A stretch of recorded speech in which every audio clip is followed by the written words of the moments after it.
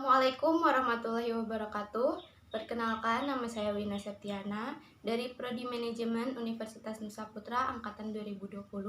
Di sini saya akan menjelaskan mengenai mengelola sumber daya manusia dan hubungan tenaga kerja.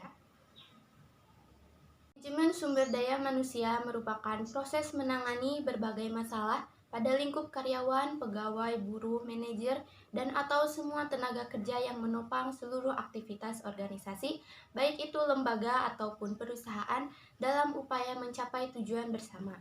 Biasanya ini merupakan lingkup divisi atau Departemen Sumber Daya Manusia atau HRD.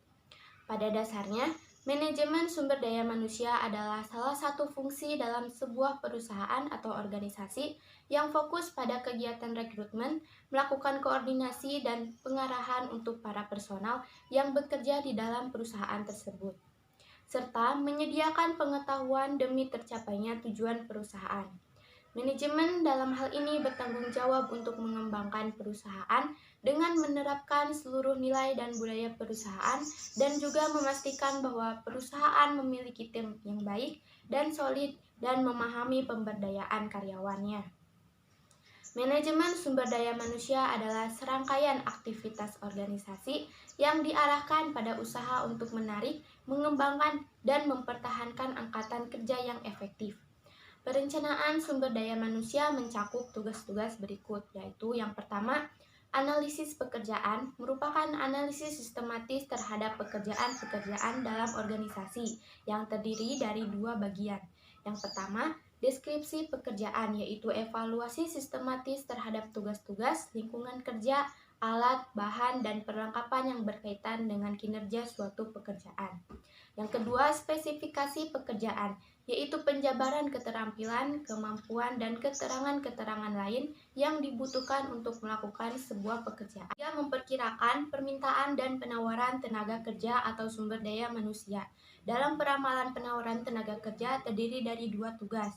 Yang pertama, menawarkan penawaran internal atau internal supply, yaitu seperti jumlah dan jenis karyawan yang akan berada di perusahaan pada satu waktu tertentu di masa mendatang. Yang kedua, menawarkan penawaran eksternal atau external supply, seperti jumlah dan jenis karyawan yang akan tersedia bagi proses rekrutmen dari semua pasar tenaga kerja. Penyusunan sebuah organisasi berarti merekrut dan mempekerjakan paduan orang yang tepat. Perekrutan merupakan proses untuk menarik orang-orang yang memenuhi syarat dalam melamar lowongan pekerjaan. Perekrutan internal berarti mempertimbangkan karyawan yang ada sebagai calon dengan kebijakan yang membantu semangat kerja dan menjaga karyawan bermutu tinggi. Serta perekrutan eksternal dilakukan dengan memikat orang dari luar organisasi. Metode-metode perekrutan eksternal meliputi pemasangan iklan lowongan pekerjaan, wawancara kampus, penggunaan agen kerja atau perusahaan pencari eksekutif, perekrutan serikat buruh, dan rujukan dari karyawan yang ada. Lalu langkah selanjutnya adalah proses seleksi untuk meramalkan keberhasilan kerja pelamar dan kemudian mempekerjakan calon yang menjanjikan. Perekrutan sumber daya manusia hubungannya dengan penetapan sistem kompensasi sekarang ini. Kebanyakan karyawan juga mengharapkan tunjangan tertentu dari pemberi kerja mereka. Faktor utama yang dapat digunakan untuk mempertahankan pekerja terampil adalah dengan sistem kompensasi, yaitu penetapan imbalan yang diberikan organisasi kepada individu sebagai balas jasa atas kesediaan mereka untuk melakukan berbagai pekerjaan dan tugas dalam organisasi.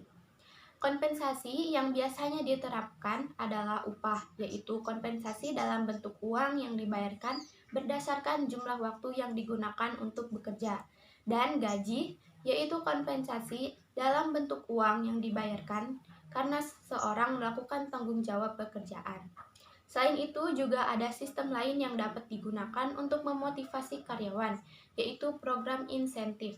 Tunjangan, yaitu kompensasi selain upah dan gaji yang terdiri atas persentase besar dari kebanyakan anggaran kompensasi. Undang-undang menuntut kebanyakan perusahaan untuk memberikan tunjangan pensiun sebagai jaminan sosial dan asuransi, kompensasi pekerja atau asuransi keselamatan kerja. Kebanyakan perusahaan menyiapkan asuransi kesehatan, jiwa dan cacat, Rencana pensiun membayar pensiun kepada para pekerja ketika mereka pensiun. Banyak perusahaan bereksperimen mengelola dana pensiun sendiri dengan rencana potongan biaya seperti cafeteria benefit plan, di mana jumlah uang tunjangan tertentu per karyawan disisihkan sehingga setiap karyawan dapat memilih dari berbagai alternatif. Bisnis semacam itu harus mengajukan satu rencana tindakan afirmatif atau satu pernyataan tertulis tentang bagaimana bisnis itu bermaksud merekrut, mempekerjakan, dan mengembangkan para anggota dari kelas yang dilindungi. Lalu, keanekaragaman angkatan kerja dan hubungan kerja. Keanekaragaman angkatan kerja merujuk pada kisaran sikap, nilai, dan perilaku pekerja yang berbeda berdasarkan gender, ras, usia, etnis, kemampuan, fisik, dan karakteristik relevan lainnya.